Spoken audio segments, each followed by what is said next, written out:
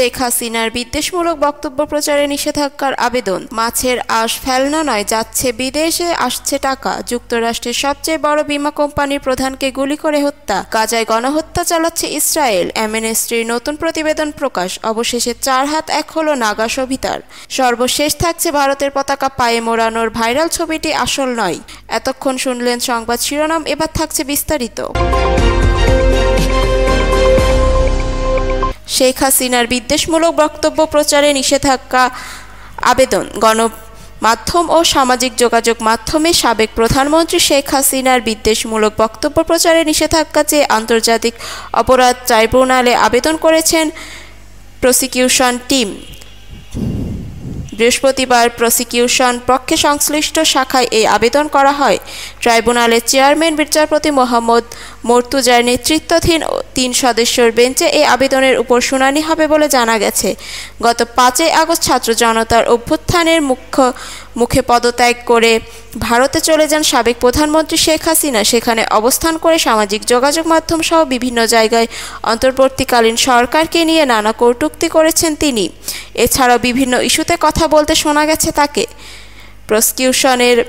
প্রসিকিউশনের ভাষায় তিনি যেসব বলেছেন তা বিদ্বেষমূলক, সেগুলো বন্ধে এই আবেদন করা হয়েছে। 5 আগস্ট পর্যন্ত সারা দেশে সংগঠিত গণহত্যা এবং মানবতা বিরোধী অপরাধের কয়েকশো অভিযোগ জমা পড়েছে আন্তর্জাতিক অপরাধ ট্রাইব্যুনালের তদন্ত সংস্থা এবং প্রসিকিউশন অফিসে। গত 17 অক্টোবর শেখ হাসিনা সহ 46 জনের বিরুদ্ধে গণহত্যা এবং মানবতা বিরোধী অপরাধের অভিযোগে গ্রেপ্তারি পরোয়ানা জারির মধ্যে দিয়ে আন্তর্জাতিক অপরাধ ট্রাইব্যুনালের বিচারিক কার্যক্রম শুরু হয়।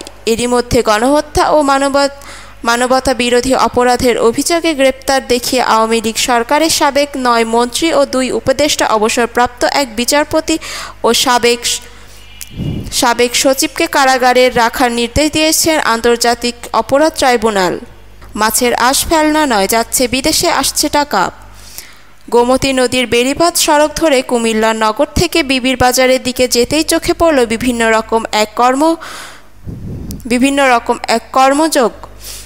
বেড়িবাঁধ সড়কের পাশে ত্রিপল বিছিয়ে কিছু একটা শুকনো হচ্ছে। দূর থেকে বোঝা যাচ্ছিল রূপালি রঙের কিছু একটা সোনালি রোদে চিকচিক করছে। কাছে গিয়ে দেখা গেল বাজারে মাছ কাটার পর সেই আঁশ ফেলে দেওয়া হয়। যেসব আঁশ সেখান থেকে যত্ন সহকারে শুকানো হচ্ছে, কারণ ফেলনা এই মাছের আঁশ বিদেশে রপ্তানি হয়। মাছের আঁশ শুকোনোর কাজ করে মাহবুব আলম সহ কয়েকজন যুবকের জীবনের গল্প বদলে গেছে। মাহবুব কুমিল্লা নগরের সারাংশাইক এলাকার ইয়াকুব আলীর ছেলে। তিনি কুমিল্লা নগরের অন্যতম প্রধান কাঁচাবাজার রাজগঞ্জ বাজারে 2 যুগের বেশি সময় ধরে মাছ কাটার কাজ করছেন। শুরুর দিকে মাছ কেটে দিয়ে তা আয় হতো, তা দিয়েই কোনো রকমে চলছিল তাদের সংসার। দিনভর মাছ কাটার পর আঁশগুলো ফেলে দিতেন বাজারের পাশের ডাস্টবিনে। হঠাৎ একদিন এই ফেলনা আঁশগুলোই ভাগ্য বদলে দিতে শুরু করে। যুক্তরাষ্ট্রের সবচেয়ে বড় বীমা কোম্পানির প্রধানকে গুলি করে হত্যা। যুক্তরাষ্ট্রের নিউ ইয়র্কের ম্যানহাটনে দেশটির সবচেয়ে বড় বেসরকারি বীমা প্রতিষ্ঠান ইউনাইটেড হেলথ কেয়ার এর প্রধান ব্রায়ান থসপনকে গুলি করে হত্যার ঘটনা ঘটেছে। এর মধ্যে হত্যাকারীকে ধরতে পুলিশ অভিযান শুরু করেছে। তবে এবার চাঞ্চল্যকর তথ্য দিয়েছেন ব্রায়ান থম্পসনের স্ত্রী পলেট থম্পসন। স্থানীয় সময় বুধবার ভোরের দিকে ম্যানহাটনের হিলটন হোটেলের বাইরে এই ঘটনা ঘটে। এই সময় পেছন থেকে ব্রায়ানকে গুলি করা হয়। তার শরীরের পিছনের অংশে এবং পায়ে গুলি লাগে। নিউ ইয়র্ক পুলিশ জানিয়েছেন, সুনির্দিষ্ট লক্ষ্য হামলা চালিয়ে ব্রায়ানকে হত্যা করা হয়েছে। সন্দেহভাজন হামলাকারীর খোঁজে তল্লাশি অভিযান চলছে। এই হামলায় একটি সাইলেন্সার ব্যবহার করা হয়েছিল। ঘটনার পর হোটেলের আশেপাশে পুলিশ সদস্যদের দ্রুত উপস্থিত হন। তারা ওই গুলির ঘটনা নিশ্চিত করেন। হামলাস্থলটি ম্যানহাটনের একটি বড় ব্যস্ত এলাকা।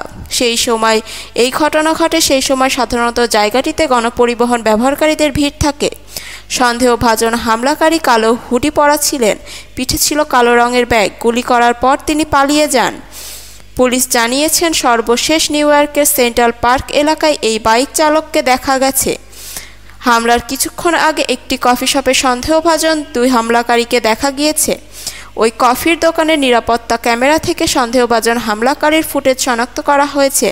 তবে সন্দেহভাজন হামলাকারী কেন ব্রায়ানকে গুলি করে হত্যা করলেন সেই বিষয়ে নিউ ইয়র্ক পুলিশ প্রাথমিকভাবে কিছু জানতে পারেননি। যুক্তরাষ্ট্রের সবচেয়ে বেসরকারি বীমা প্রতিষ্ঠান ইউনাইটেড হেলথ কেয়ার প্রতিষ্ঠানটির প্রধান ব্রায়ান থম্পসন থাকেন মিনেসোটায়। একটি বিনিয়োগ সম্মেলনে অংশ নিতে তিনি নিউ ইয়র্কে এসেছিলেন। 50 বছর বয়সী ব্রায়ান 2021 সালের এপ্রিলে প্রতিষ্ঠানটির প্রধান নির্বাহী হন। 2004 সাল থেকে স্বাস্থ্য বীমা খাতে কাজ করেছিলেন তিনি। গাজায় গণহত্যা চালাচ্ছে ইসরায়েল, অ্যামনেস্টির নতুন প্রতিবেদন। ফিলিস্তিনি গাজায় গণহত্যা চালাচ্ছে ইসরায়েল। নতুন এক প্রতিবেদনে এই অভিযোগ লন্ডন ভিত্তিক খ্যাতনামা মানবাধিকার সংগঠন অ্যামনেস্টি ইন্টারন্যাশনাল। একই সঙ্গে এই বর্বরতার বিরুদ্ধে আন্তর্জাতিক সম্প্রদায়ের প্রতি জেগে ওঠার আহ্বান জানিয়েছেন সংস্থাটি। বৃহস্পতিবার 5 ডিসেম্বর এক প্রতিবেদনে এই খবর দিয়েছে টাইমস অব ইসরায়েল। লন্ডন ভিত্তিক অধিকার সংস্থা স্যাটেলাইট চিত্র ফিল্ড ওয়ার্ক এবং গাজা থেকে পাওয়া প্রতিবেদনে ইসরায়েলি সরকার এবং সামরিক কর্মকর্তাদের অমানবিক চিত্র উঠে এসেছে। এক বিবৃতিতে অ্যামনেস্টির প্রধান অ্যাগনেস ক্যালোমার্ট বলেছেন, আমাদের কাছে আসা জঘন্য ফলাফলগুলো অবশ্যই আন্তর্জাতিক সম্প্রদায়ের কাছে একটি জেগে ওঠার চিহ্ন হিসেবে কাজ করবে। গাজায় যা হচ্ছে এটি গণহত্যা, এটা এখনই বন্ধ করা হবে। মানবাধিকার গোষ্ঠী বলেছেন, ইসরায়েল গাজায় মারাত্মক হামলা চালিয়েছে, গুরুত্বপূর্ণ অবকাঠামো ধ্বংস করছে এবং গাজায় খাদ্য, ওষুধ এবং অন্যান্য সহায়তা সরবরাহের বাধা দিচ্ছে। গত বছরের 7 অক্টোবর হামাসের আক্রমণের দায় দিয়ে ইসরায়েলের এই পদক্ষেপগুলোকে সমর্থন করা যায় না। 296 পৃষ্ঠার প্রতিবেদনে আন্তর্জাতিক সম্প্রদায় ইসরায়েলের উপর বিভিন্ন ধরনের চাপ দেওয়ার জন্য অনুরোধ জানিয়েছেন। তবে অ্যামনেস্টির গাজায় 1 বছরেরও বেশি সময় ধরে বন্দী বেসামরিক নাগরিককে মুক্তি দেওয়ার জন্য হামাসকে চাপ দেওয়ার কোনো সুপারিশ করেননি।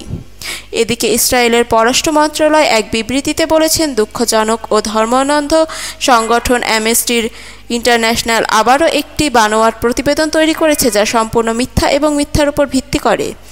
এর আগে গত নভেম্বরে যুদ্ধাপরাধ ও মানবাধিকারী অপরাধ দায়ে ইসরায়েলের প্রধানমন্ত্রী বেনিয়ামিন নেতানিয়াহু, সাবেক প্রতিরক্ষা মন্ত্রী ইয়াভ গ্যালাটন ও হামাস নেতা মোহাম্মদ দেইফের বিরুদ্ধে গ্রেফতারি পরোয়ানা জারি করে আন্তর্জাতিক অপরাধ আদালত আইসিসি।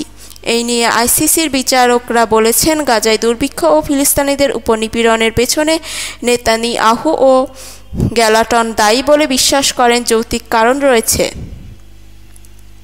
অবশেষে 4 হাত 1 হলো নাগা সবিতার। দক্ষিণ অভিনেতা নাগা চৈতন্য দ্বিতীয়বারের মতো বিয়ে করলেন। এর আগে অভিনেতা সামান্তা রুথ প্রভুর সঙ্গে তার 4 বছরের দাম্পত্য জীবনের অবসান ঘটিয়ে এবার অভিনেত্রী শোভিতা ধুলিপালার সঙ্গে নতুন অধ্যায়ের সূচনা হলো। বুধবার 4 ডিসেম্বর 4 হাত 1 হলো নাগা সবিতার।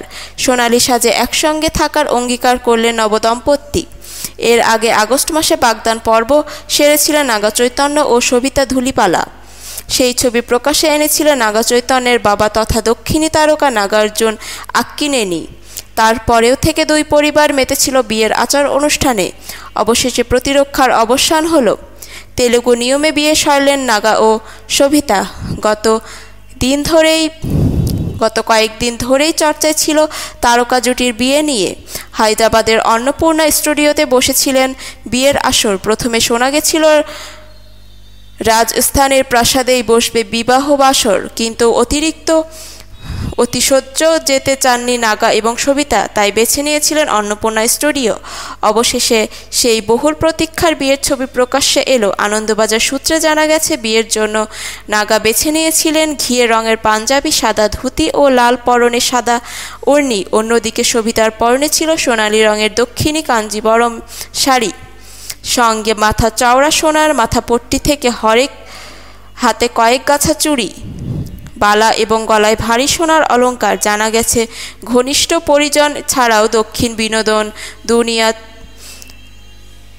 তাবৎ তারকা নিমন্ত্রিত এই বিয়েতে। সেই তারকাদের মধ্যে রয়েছে চিরঞ্জীবী নয়নতারা, রানা দুর্গাবতী এবং তাদের পরিবার। এছাড়াও ব্যাডমিন্টন তারকা পিভি সিন্ধু, রামচরণ উপাসনা, মহেশ বাবু, নম্রতা শিরোকদার এস রাজমৌলি প্রভাস এবং ইতিমধ্যে বিয়ের ভুরিভোজও প্রকাশ্যে এসেছে। নাগা সভিতার বিয়েতে ছিল নানা ধরনের বিরিয়ানি, এর পাশাপাশি আরও বিভিন্ন ধরনের খাবারের কথা শোনা গেছে।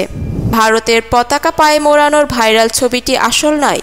বাংলাদেশের জাতীয় পতাকা হাতে পাঞ্জাবি ও টুপি পরা এক ব্যক্তি ভারতের জাতীয় পতাকা পা দিয়ে মারিয়ে দিচ্ছেন। সামাজিক যোগাযোগ মাধ্যমে এমন একটি ছবি ভাইরাল হয়েছে। ছবিটি আসল নয়, বরং কৃত্রিম বুদ্ধিমত্তা বা AI দিয়ে তৈরি করা বলে জানিয়েছেন ফ্যাক্ট চেক বা তথ্য যাচাই সংস্থা রিউমার স্ক্যানার ও ডিপফেক শনাক্তকরণ প্ল্যাটফর্ম ট্রু মিডিয়া।